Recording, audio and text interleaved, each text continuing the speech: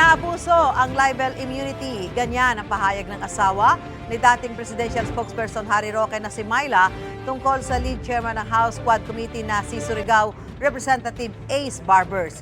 Sa Facebook post ni Myla Roque nitong Sabado, kinundina niya ang alegasyon ni Barbers na incorporator siya ng Lucky South 99 Pogo sa Porac, Pampanga.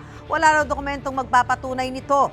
Gate din ni Myla Roque, bumiyahe siya pa Singapore para sa medical treatment na karapatan niya. Pero malisyoso raw ang interpretasyon niya ni Barbers at hindi tinanggap ng Quadcom ang mga medical certificate niya. Nitong Huwebes, naglabas ng show cause order ang Quadcom laban kay Myla Roque dahil sa hindi niya pagsipot sa pagdinig. Sa isang video naman, dinipensahan ni Harry Roque ang kanyang misis at iginiit na wala ang pangalan niya sa listahan ng incorporators ng Lucky South 99. Itinanggi naman ni Barbers na inaabuso niya ang kanyang libel immunity. Nilinaw niya na naungkat ang pangalan ni Myla Roque dahil siya ang nakapirma sa lease agreement ng isang puganting Chinese na nagtago matapos i-raid ang Lucky South 99. Kaugnay naman sa magpapagamot ni Myla Roque sa Singapore, sinabi ni Barbers sa mga resulta lang sa diagnostic laboratory ang isinumite ni Myla Roque at walang ibang detalye tungkol sa kanyang kalusugan.